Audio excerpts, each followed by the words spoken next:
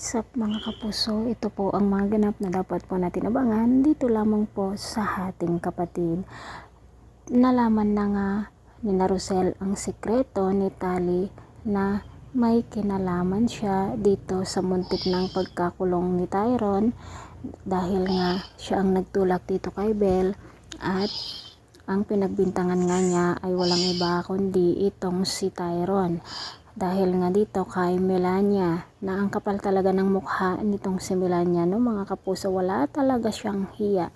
Samantala mga kapuso, awang-awa naman si Belle dito kay Bia dahil nga sa paglalising nito sapagkat umalis na nga si Chris dito sa kanilang bahay at gusto na nga niyang hiwalayan itong si Bia mga kapuso.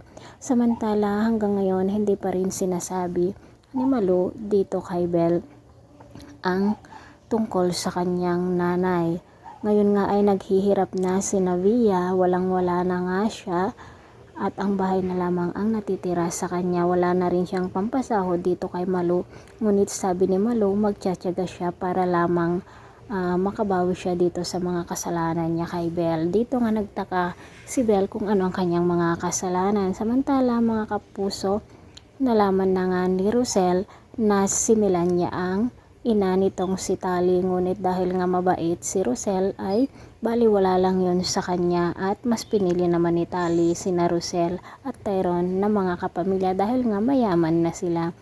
Gusto ngang makatulong ni Belle dito kay Bia kung kaya't nagtrabaho nga siya sa restaurant mga kapuso at ito namang si Tali pumunta doon sadya at binuli nga niya itong si Belle mga kapuso na karma daw ang nangyari sa kanya.